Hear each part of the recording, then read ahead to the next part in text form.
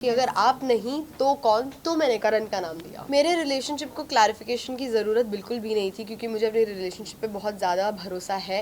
हमारे दोस्तों के बीच में, हम सब के बीच में हमेशा ऐसा होता था कि इस बार कौन जाएगा, इस बार कौन जाएगा, इस बार कौन जाएगा, और हर बार मेरी गट फीलिंग सही होती थी, और इस बार मेरी गट फीलिंग मैं थी, और मुझे पूरे हफ्ते से कहीं ना कहीं पता था मैं जाने वाली थी, और मैं अपने दोस्तों को भी यही बोल रही थी कि दिस टाइम इट इज़ मी।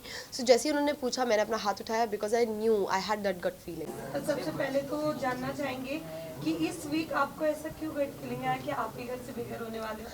क्योंकि मुझे हर वीक जिसकी भी गट फीलिंग आती है वो बहुत सही होती है। इस बार मुझे अपने लिए आई और मैं विक्ट हो गया, वाज राइट। बट उसके बाद ही आपने ये कहा कि आपको नहीं, आपके बदले कोई और जाना चाहिए, जैसे आपने करण मुझसे का नाम पूछा लिया। गया मुझसे पूछा गया कि अगर आप नहीं तो कौन, तो मैंने करण का नाम दिया। ओके, उसके अलावा आप कल समझाना चाहेंगे बाहर आने के बाद आपकी जो एक रिलेशनशिप को क्लैरिफिकेशन मिली है? मेरे रिलेशनशिप को क्लैरिफिकेशन की ज़रूरत बिल्कुल भी नहीं थी, क्योंकि मुझे अपने रिलेशनशिप पे बहुत ज़्यादा भरोसा है। इट्स जस्ट दैट उस पॉइंट पे पूरे इंटरव्यू के बीच में से उठा के जो चीज़ बोल दी गई थी, मैं काफ़ी ज़्यादा इमोशनल हो गई थी, but then I was back again. मैंने उस चीज़ का कभी उसके बाद दोबारा जिक्र नहीं किया अगले दिन से, बिकॉज मुझे अपने रिलेशनशिप पे पूरा भरोसा है। Also, जब शुरुआत हुई थी हमने देखा था टॉप 2 में आपका भी नाम था विभिन्न के साथ में। That was surprising for me also.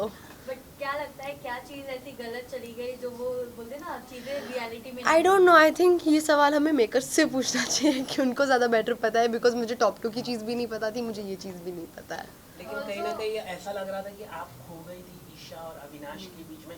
आप थोड़े से आपने नायरा से बात करने की कोशिश की, आपने मैंने कोशिश नहीं की, मैंने बात की। किया आपने, लेकिन कहीं ना कहीं उनके बीच में आप खो गई। ऐसा आप अगर आप देखें, कन्वर सर ने भी माना कि कहीं ना कहीं आप वो ग्रुप के वजह से ये आज आप इतना आउट हुई है। मैं डेफिनेटली ये नहीं कहूँगी कि मैं ग्रुप की वजह से आउट हुई हूँ। ये कहना तो बहुत ही ज़्यादा गलत हो जाएगा कि मैं ग्रुप की वजह से आउट हुई हूँ। क्योंकि आप सबसे बात करते थे, आप सबसे बात करते थे। अगर हम देखें पूरे बिग बॉस में सबसे मिलाकर आप बात करते थे, लेकिन कहीं ना कहीं ईशा और अविनाश के वजह से आप ये थोड़ा बैकआउट हुआ है आपका। आई डोंट रियली नो कि अभी मैंने एपिसोड्स नहीं देखे हैं, मुझे नहीं पता क्या कितना दिखाया गया है, क्या कितना नहीं दिखाया गया है। इस चीज़ पे मैं कमेंट कर सकती हूँ एपिसोड्स देखने के बाद की, और मैं क्लैरिफाई कर सकती हूँ एपिसोड्स देखने के बाद कि किसको जिसको भी जो कुछ भी लग रहा है वो क्यों लग रहा है। तो आपको शो में बीचिंग करते हुए भी काफ़ी ज़्यादा बीचिंग करते हुए मुझे नहीं देखा गया है। मैं लोगों के बारे में बात कर रही थी, हाँ मैं लोगों को ऑब्जर्व कर रही थी, हाँ मैं लोगों के बारे में ओपिनियंस फॉर्म कर रही थी, मैं अपने दोस्तों के साथ डिस्कस कर रही थी, वो मेरे साथ डिस्कस कर रही थी, जो गेम का एक बहुत अहम पार्ट है। तो that is what was happening, और बीच में थोड़ी बहुत मस्ती वगैरह हो रही थी, and that's it, that's about it. ऐसा लगता है आपको कॉन्फिडेंस वाइज लो हो गई थी आप, बिकॉज जब सलमान ने आपसे पूछा कि कौन घर से बाहर हो सकता है, तो आपने ऑटोमेटिकली अपना नहीं, वो कॉन्फिडेंस लो नहीं था, वो मेरी गट फीलिंग थी। मुझे पूरे हफ्ते से गट फीलिंग थी कि मैं जाने वाली हूँ, बिकॉज हर बार इनफैक्ट अभी मैंने इस चीज़ का आंसर दिया है कि हमारे दोस्तों के बीच में, हम सब के बीच में हमेशा ऐसा होता था कि इस बार कौन जाएगा, इस बार कौन जाएगा, इस बार कौन जाएगा, और हर बार मेरी गट फीलिंग सही होती थी, और इस बार मेरी गट फीलिंग मैं थी, और मुझे पूरे हफ्ते से कहीं ना कहीं पता था मैं जाने वाली थी, और मैं अपने दोस्तों को भी यही बोल रही थी कि this time it is me.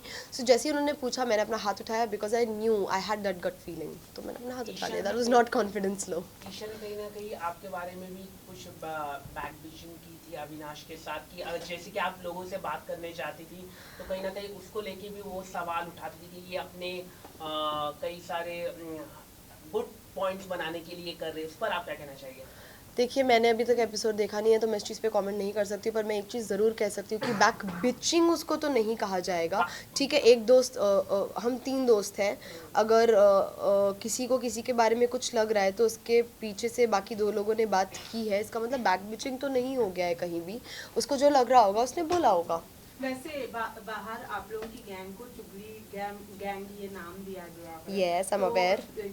So do you think कि एक्चुअली में आप लोगों के पास में कोई टॉपिक नहीं होता था? ऐसा कुछ भी नहीं है। अगर हम दूसरों के बारे में इतनी बात करते थे, जहाँ हम उनके लिए ओपिनियंस अपने बता रहे हैं, मस्ती मजाक कर रहे हैं, जजमेंट पास कर रहे हैं, इतनी बात करते थे, तो इतना सारा हमारा खुद का हंसी मस्ती एक दूसरे के बारे में होता था।